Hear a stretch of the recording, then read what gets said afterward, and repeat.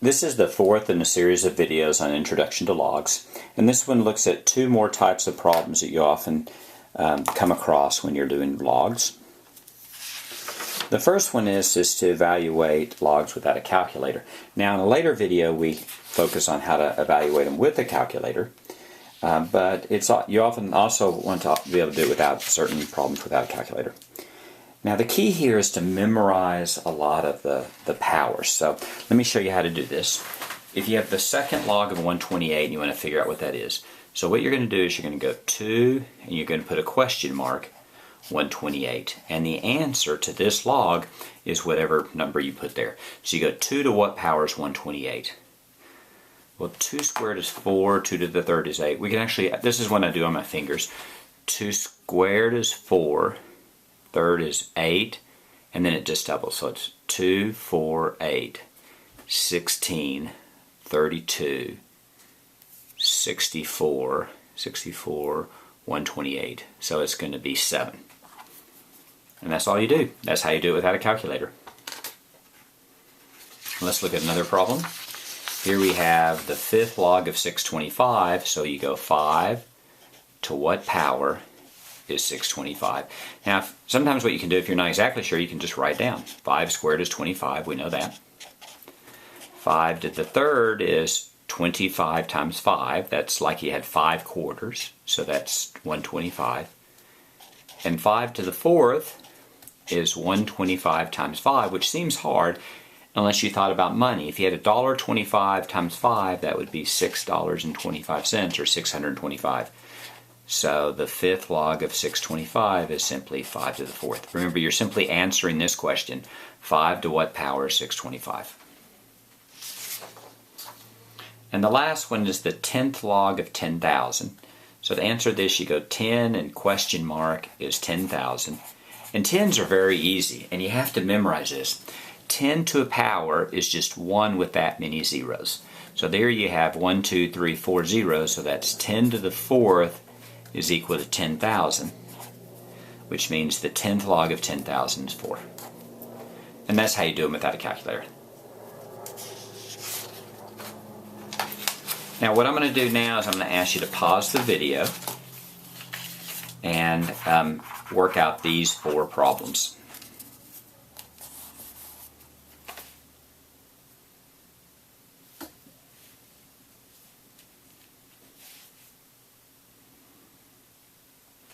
Okay, I hope you've had time to figure this out. Let's go over the answers and see if you got these right. This is the fifth log of 125. You go 5, what is 125? And 5 times 5 times 5 is 125, so 5 to the third. Since 5 to the third is 125, the fifth log of 125 is 3. On this one you have the second log of 2 is 64, so you go 2 to what power is 64? And that's 2, 4, 8, 16, 32, 64. So that's 6. Since 2 to the 6th is 64, we have the second log of 64 is 6.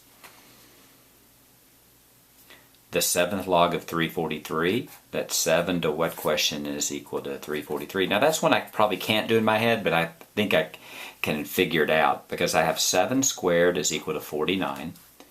And 7 to the third, let's just try that. That's 49 times 7. 7 times 9 is 63. Carry your 6. 7 times 4 is 28. And 6 is 34. So that's 7 to the third is 343. So the 7th log of 343 is 3. And here you have the 10th log of the million. Remember, when you do 10th logs, you just count the zeros because you go 10 question mark is equal to 10 million. You have 1, 2, 3, 4, 5, 6, 7 zeros, so we know that 10 to the 7th is 10 million. So the 10th log of a million is 7. And that's how you do evaluating logs without a calculator.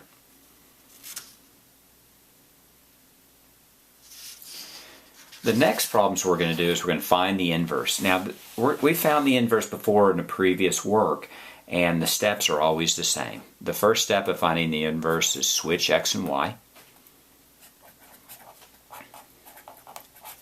And the second step, solve for y. That's always the steps. And what an inverse function is, it's a lot like an opposite, right? You're just, when you put something into a function, you get a result. When you take that result and put it into the inverse, you get back where you started. So let's look at this. Let's go y is equal to 7 to the x. What we're going to do here is we're going to change the x and the y. So we're going to go x is equal to 7 to the y. And we're going to ask ourselves, what's the opposite of 7 to the y? The opposite of 7 to the y is log base 7.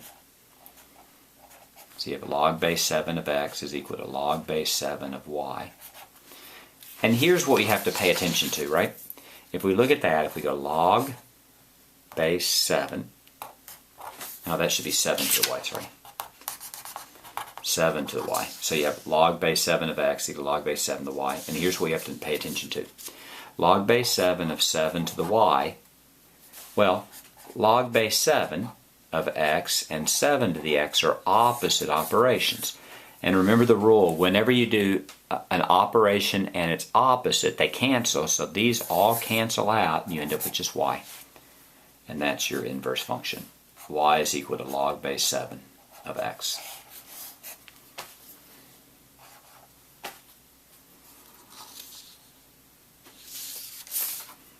Let's look at another example. Here we have the third log of x plus 5. So the first thing you do is switch x and y. X is equal to log base 3 of y plus 5. You're going to solve for y, so you have to undo the log base 3. In a log base 3, the opposite is 3 to a power. So that's 3 to the x is equal to 3 to the log base 3. Y plus 5. The 3 raised to the log base 3, that all cancels out because they're opposite, so you get y plus 5 is equal to 3 to the x. And now you're just going to subtract 5 from both sides, so it's y is equal to 3 to the x minus 5. These problems are a little bit trickier, and here's the thing that you have to remember, and it'll really help you, is if you have log base 6 of 6 to the x, it's equal to x. And if you have 10 raised to the log base 10 of y, you get y. And if you have 4 raised to the log base 4 of 2x plus 3, you get 2x plus 3. So whenever you take the log base 6 of 6 to a power, these are opposites, so they just cancel. That's the key fact to remember. So let's do the third example here. I didn't quite leave room for this, so I'm going to do it on a separate sheet of paper here. We have y is equal to log base 6x plus 10. First step is switch the x and the y. I'm going to solve for this y. So the first thing I'm going to do is I'm going to subtract 10 from both sides, and I get x minus 10 is log base 6 of y. Now I have to think, what's the opposite of log base 6? The opposite of log base 6 is 6 raised to some power. So I'm going to raise this to, I'm going to go 6 raised to the log base 6 of y is equal to 6 raised to the x minus 10. And then the 6 and the log base 6 cancel, and I get y is equal to 6x minus 10. And that's how you do inverse functions. Now what I'm going to ask you to do is I'm going to ask you to find the inverse of these. So again, why don't you pause the video here and see if you can work these out, and then we'll go over the answers after that.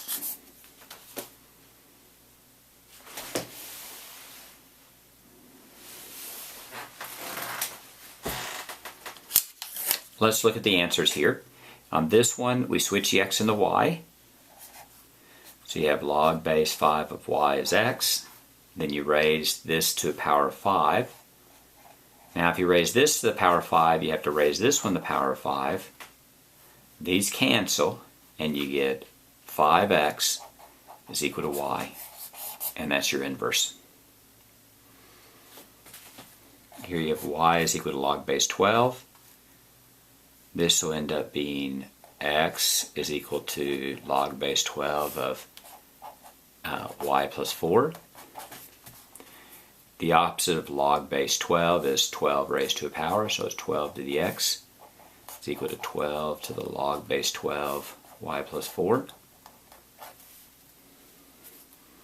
I'm going to run out of room here, so I'll get another sheet of paper. Here, this is 12 to the x. These cancel, so I get y plus 4. Now I'm going to simply subtract 4 from both sides.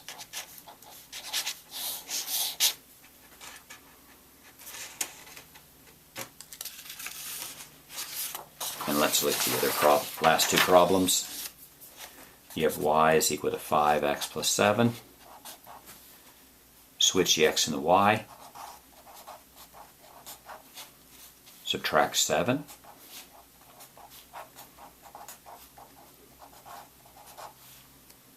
And add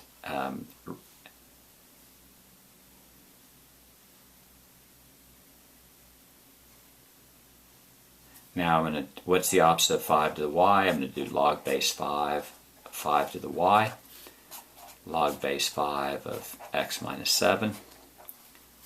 Those cancel, and I get my final answer.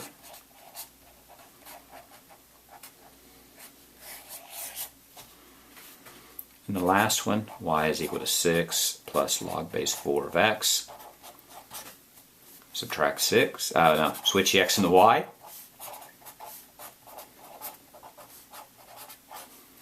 Subtract the 6.